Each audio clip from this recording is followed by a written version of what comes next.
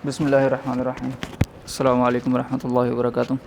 तो स्टूडेंट्स, आज हम लेसन नंबर 58 में चैप्टर नंबर 7 के जो MCQs और शॉर्ट क्वेश्चंस हैं उन्हें डिस्कस करेंगे। और इन्हें डिस्कस करने के लिए हम अपनी बुक पर आते हैं स्टूडेंट, और फिर हम अपने MCQs को डिस्कस करते हैं। स्टूडेंट, यहाँ पर एक्सरसाइज के क्वेश्चंस में हमारे पास फर्स्ट MCQs की जो स्टेटमेंट है वो कुछ यूँ है: In which of the following molecules do not leave their position? In which of the following state molecules do not leave their position? Student, molecules तो उसमें लीव करेंगे अपनी पोजीशन को जिसमें उनके दरमियान फोर्स ऑफ अट्रैक्शन वीक होंगी। तो सबसे वीक जो है वो हमारे पास गैसेस के अंदर होती हैं, और उससे ज़्यादा जो वीक उससे थोड़ी सी स्ट्रॉन्ग फिर लिक्विड में, और सबसे स्ट्रॉन्ग होती हैं फिर सॉलिड के अंदर। तो यहाँ पर उसने हमें कहा है कि ऐसी कौन सी स्टेट है जिसमें मॉलिक्यूल्स अपनी पोजीशन को लीव नहीं करते। तो स्टूडेंट, ये हमारे पास ऑप्शन इसकी करेक्ट बनेगी सॉलिड की। सेकंड स्टेटमेंट है which of the substance is the lightest one. Student, इस कंपैरिजन के अंदर which of the substance is the lightest one के अंदर हमने ये चीज़ अंडरस्टैंड करनी है कि हमारे पास जो सब्सटेंस है हम उसको किस कंपैरिजन के अकॉर्डिंग देखेंगे कि लाइटेस्ट है या हैवीएस्ट है। अगर स्टूडेंट हम लोग लाइटेस्ट की बात करें तो हम लोग यहाँ पर कंपैरिजन लेंगे इसका with the help of density, और डेंसिटी का जो चार्ट है वो आपको ऑलरेडी आपके स्टूडेंट स्टार्टिंग पेजेस पर इस चैप्टर के मिल जाता है। जैसे फॉर एग्जांपल आपके पास पेज नंबर 147 के ऊपर जो एक टेबल है जिसमें मैंने आपको कहा था कि आपने कम से कम ये चंद वैल्यूज़ जो हैं वो याद रखनी है। जैसे फॉर एग्जांपल उसमें मैंने आपसे कहा था एयर की, और इसी तरह आइस की, वाटर की, एलुमिनियम की, कॉपर की, गोल्ड की और मरकरी की। तो ये कुछ वैल्यूज़ मैंने आपसे कहा था कि आप कम से कम इनको याद ज़रूर रखिएगा। तो स्टूडेंट, वहीं से अगर हम देखें डेंसिटीज़ के अकॉर्डिंग कि हमारे पास इनमें से सबसे ज़्यादा लाइटेस्ट वन कौन सा है, तो आप इनकी वैल्यूज़ को नोट डाउन करते हुए, जैसे फॉर एग्जांपल कॉपर की वैल्यू है हमारे पास 8900, एलुमिनियम की 2700, मरकरी की 13600 यानी 13600, और लेड की 11200। तो इस वक्त हम ये देखेंगे कि हमारे पास जो है वो किसकी वैल्यू सबसे कम है। सबसे कम हमारे पास स्टूडेंट एलुमिनियम की डेंसिटी है।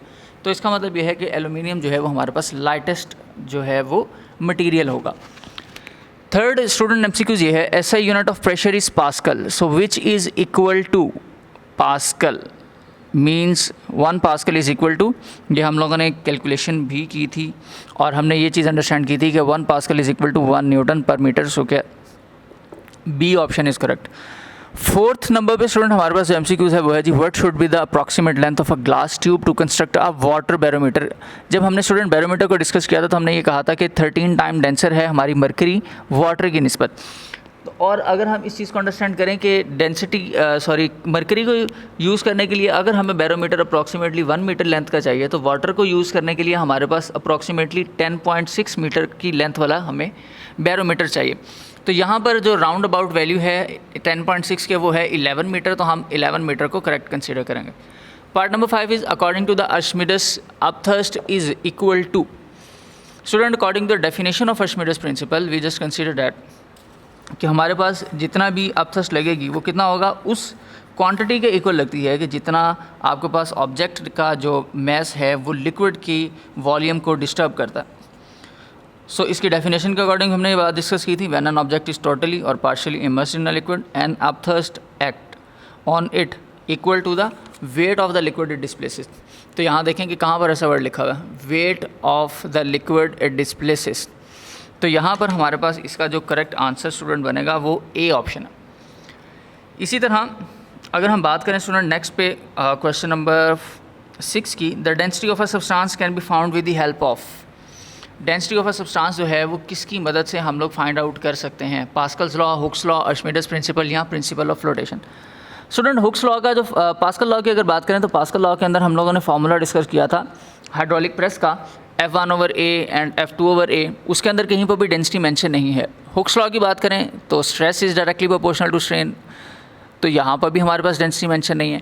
और अर्शिमिडस के प्रिंसिपल की अगर हम बात करें तो अर्शिमिडस के प्रिंसिपल का जो फार्मूला है उसके अंदर डेंसिटी की वैल्यू जो है वो मेंशन है, जैसे कि ρ/Gv। तो इसका मतलब कि रो वहाँ पर मेंशन है, तो रो का मतलब होता है डेंसिटी, इसका मतलब हम वहाँ से डेंसिटी को मेजर कर सकते हैं। और प्रिंसिपल ऑफ फ्लोटेशन जो है इसका कोई फार्मूला ही नहीं है। इसका मतलब कि करेक्ट आंसर जो है वो हमारे पास सी ऑप्शन है।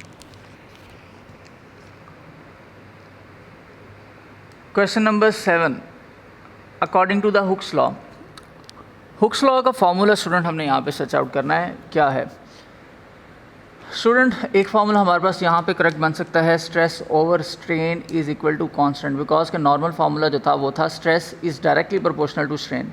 तो जब हम प्रोपोर्शनैलिटी कांस्टेंट यूज़ करते हैं तो उसके अकॉर्डिंग फिर हमारे पास जो वैल्यू है कांस्टेंट की राइट साइड पर रहती है और स्ट्रेन जो है वो दूसरी साइड पर आकर लेफ्ट साइड पर आकर डिवाइड हो जाता है, और ये हमारे पास इसका आंसर होता है फिर स्ट्रेस ओवर स्ट्रेन। और यहाँ पर स्टूडेंट हमारे पास ये जो नेक्स्ट एक ऑप्शन दी हुई है जी, हमारे पास कुछ ग्राफिक्स दिए हुए हैं, ग्राफ दिए हुए हैं, इनके दरमियान रिलेशंस को हमने डिस्कस करना है, क्योंकि मोस्टली हमारे एमसीक्यूज़ जो बोर्ड के पेपर्स हैं उनके अंदर इस तरह के क्वेश्चंस नहीं आते, तो इसलिए फिर हम भी इसको यहाँ पर डिस्कस नहीं करेंगे। अगर हम स्टूडेंट अपने शॉर्ट क्वेश्चन की तरफ आ जाएँ एक्सरसाइज के 7.2 पे, तो पहला क्वेश्चन स्टूडेंट हमारे पास है, how kinetic molecular model of matter is helpful in differentiating the various state of matter. तो इसके लिए स्टूडेंट मैं साथ साथ आपको आंसर्स भी जो है वो शोड आउट करवा दूंगा। अच्छा, और हम इसको डिस्कस भी कर लेंगे कि ये किस तरह से हमने इसको करना है। अच्छा, सबसे पहले नंबर पे स्टूडेंट आप देखें कि क्वेश्चन था कि does kinetic molecular model is helpful. Kinetic molecular model जो है क्या वो हेल्पफुल है? बिल्कुल हेल्पफुल है। अच्छा, in differentiating the various state of matter, क्योंकि जो हमारे पास 3 मॉलिक्यूल्स के पॉइंट्स थे काइनेटिक मॉलिक्यूलर मॉडल के, उसके अकॉर्डिंग अगर हम देखें ना उन 3 पॉइंट्स को, सबसे पहले तो आपको अगर इसकी डिटेल में आंसर देना हो तो आप पहले 3 मॉलिक्यूल्स के मॉडल से लिखेंगे, जो इंपॉर्टेंट फीचर्स थे काइनेटिक मॉलिक्यूलर मॉडल के आप वो लिखेंगे, जिसमें हमने ये बात डिस्कस की थी जी, matter is made up of particles called molecules. फिर हमने ये कहा the molecules remain in continuous motion. फिर थर्ड पॉइंट हमने लिखा था मॉलिक्यूल्स अट्रैक्ट ईच अदर। लेकिन इसके साथ ही एक की पॉइंट ये भी था कि kinetic molecular model is used to explain 3 states of matter, solid, liquid and gas. तो यही हमारे पास एक्चुअली क्वेश्चन का आंसर है। और फिर फर्दर अगर वो आपसे ये कहते हैं कि differentiating the various states of matter, अगर लॉन्ग क्वेश्चन के अकॉर्डिंग पूछें तो स्टूडेंट फिर आपने सॉलिड, लिक्विड और गैस को और प्लाज्मा को इंडिविजुअली जो है वो आपने डिफरेंशिएट करना है उनकी प्रॉपर्टीज़ और डेफिनेशन के अकॉर्डिंग। लेकिन अगर आपसे सिर्फ और सिर्फ एज अ शॉर्ट ये पूछते हैं तो स्टूडेंट हम यहाँ पर इसके आंसर में लिखेंगे yes the kinetic molecular model is helpful in differentiating the various state of matter. बिल्कुल सिंपल वे के अंदर ये जस्ट येस का आंसर दे के क्वेश्चन को साथ ही मेंशन कर देंगे। 7.3 की अगर बात करें स्टूडेंट तो यहाँ क्वेश्चन है जी, does there exist a 4th state of matter, what is that? क्या कोई 4th स्टेट ऑफ मैटर है? जी बिल्कुल है। हम पहले तो इसका आंसर देंगे yes there exist a 4th state of matter named as plasma. और प्लाज्मा की भी डेफिनेशन भी लिखेंगे, जिसके लिए उन्होंने हमसे पूछा कि what is that? The ionic state of matter is called plasma. Question number 7.4, what is meant by density? Student यहाँ पर पहले तो डेंसिटी की definition, mass per unit volume, फिर डेंसिटी का फॉर्मूला और उसका यूनिट भी मेंशन करेंगे। क्वेश्चन नंबर 7.5 है जी कि can we use hydrometer to measure the density of milk, कि क्या हम जो हाइड्रोमीटर है उसकी मदद से मिल्क की जो डेंसिटी है उसको फाइंड आउट कर सकते हैं या नहीं? तो स्टूडेंट पहले तो ये बताओ कि हाइड्रोमीटर है क्या। Actually hydrometer is a glass tube with a scale marked on it's stem and heavy weight in the bottom. तो ये इसका एक स्ट्रक्चर है और इसको हम यूज़ क्यों करते हैं? It is use to measure the concentration of acid in a battery and it is also called the acid meter. लेकिन स्टूडेंट यहाँ पर एक्चुअली हम लोग हाइड्रोमीटर को यूज़ करते हैं किसी भी टाइप के लिक्विड को मेजर करने के लिए, उसकी डेंसिटी को मेजर करने के लिए। तो मिल्क जो है ये भी हमारे पास लिक्विड है, इसलिए फिर हम इसको भी यूज़ कर सकते हैं। So the answer is hydrometer is a device that is use to measure the density of a liquid, so it can also use to check the density of a milk. Question number 7.6 student define the term pressure. और अगर pressure की बात करें student, very simple definition, पहले भी आप बहुत दफ़ा पढ़ चुके हैं। द फोर्स एक्टिंग नॉर्मली, ये नॉर्मली के लिए मैंने आपको बताया था student, this is the keyword for this definition, इसको लिखना ज़रूरी है। Per unit area is called pressure. Formula P is equal to FA। और अगर आपसे ये पूछ ले कि also define the unit of pressure which is pascal, तो फिर हम ये डेफिनेशन लिखेंगे, अदरवाइज आपको सिर्फ डेफिनेशन, फार्मूला और यूनिट लिखना। ये एक अच्छा इंप्रेशन शो करता है कि अगर आप उसकी प्रॉपर डिटेल साथ साथ बता दें तो, और आपको प्रेफर भी यही करना चाहिए कि आप उसकी सारी डिटेल बताएं। 7.7 है show that the atmosphere exerts pressure, कि ये हमें शो करें कि एटमॉस्फेयर जो है वो प्रेशर एक्सर्ट करता है। इसके लिए स्टूडेंट हमने 2-3 जो है वो प्रैक्टिकल एप्लीकेशंस को डिस्कस किया था। यहाँ पर कोई भी आप एक जो है वो एग्जाम्पल और एप्लीकेशन जो है वो यहाँ पर डिटेल में मेंशन कर सकते हैं। फॉर एग्जांपल मैंने यहाँ पर मेंशन किया the atmosphere of earth consist of a gases, vapours and dust particles. All these are material particles, so due to the force of gravity they exert pressure. So any object inside the atmosphere experience a pressure which is called the atmospheric pressure. Question number 7.8 है student, it is easy to remove the air from the balloon but it is very difficult to remove the air from the glass bottle. Why? Balloon के अंदर से हम हवा को निकाल सकते हैं लेकिन ग्लास बॉटल से नहीं.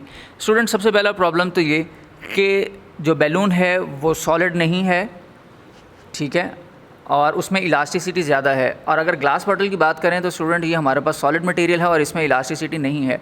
तो इसका मतलब है कि हम एक्सटर्नली प्रेशर एक्सर्ट नहीं कर सकते ग्लास बॉटल पे, जबकि हम एक्सटर्नली प्रेशर एक्सर्ट कर सकते हैं बैलून पे. तो बैलून पर जब हम एक्सटर्नल प्रेशर खुद लगाएं तब भी तो हवा बाहर आ सकती है, और अगर एटमॉस्फेयर एक्सर्ट्स कर दे प्रेशर तभी हवा बाहर आ सकती है. लेकिन ग्लास बॉटल की कंडीशन के अंदर जो एटमॉस्फेयर है उसके प्रेशर से भी आप ग्लास बॉटल को प्रेस नहीं कर सकते और अपने प्रेशर से भी नहीं कर सकते, जबकि इसकी जगह पर ग्लास बॉटल टूट सकती है. तो इसलिए उसमें से जो हवा है उसको निकालना थोड़ा सा मुश्किल है. तो इसको मैंने एक सिंपल सेंटेंस में मेंशन किया, the atmospheric pressure acts more easily on balloon as compare to the glass bottle. So emptying air is easier from balloon than glass bottle.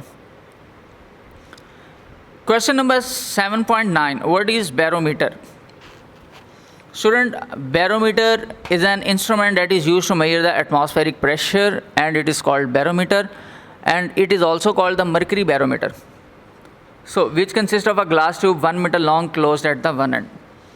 अच्छा, 7.10 की अगर बात करें स्टूडेंट, ये है जी why water is not suitable to use in barometer, क्योंकि ये बात हमने कंक्लूड की थी कि मरकरी 13.6 टाइम डेंसर है, और अगर हम वाटर को यूज़ करें तो कम से कम हमारी जो ट्यूब है मरकरी बैरोमीटर की ग्लास ट्यूब, उसकी लेंथ हमें अप्रॉक्सीमेटली 10 to 11 मीटर रिक्वायर्ड होगी, तो जो बहुत ही ज़्यादा जो है वो अनकम्फर्टेबल होगा और सूटेबल भी नहीं रहेगी हमारी मेजरमेंट के लिए, ख़ास तौर पर लेबॉर्ट्रीज़ के अंदर. तो स्टूडेंट फिर इस वजह से हम उसको यूज़ नहीं करते, और इसका आंसर भी मैंने आपके सामने कुछ इस अंदाज में लिखा है. The mercury is 13.6 time denser than water, thus at sea level vertical height of a vertical column is 0.76. ये कुछ कैलकुलेशंस बताई और साथ ही बता दिया कि the glass tube of more than 10 metre long is required for barometer which is not suitable to use in laboratory. तो ये स्टूडेंट आपके आज के लेसन का काम था छोटा सा. उम्मीद है कि आपको ये चीज़ें क्लियर हो गई हैं. आपने सबसे पहले तो इनके MCQs को याद करना है, अपनी बुक पर इन्हें मार्क करना है, और इसी के साथ आपका ये जो शॉर्ट क्वेश्चंस हैं, इन शॉर्ट क्वेश्चंस को प्रॉपर नोट्स की फॉर्म में आप अगर लिखना चाहें तो लिख सकते हैं. अदरवाइज़ आप अपने स्कूल से जो है वो नोट्स की जो कॉपी है स्टूडेंट वो भी आप ले सकते हैं, और आपने ये शॉर्ट क्वेश्चन जो है वो याद करना है. तो बेटा मुझे नेक्स्ट लेक्चर तक के लिए इजाज़त दीजिए. तब तक के लिए अल्लाह हाफिज़.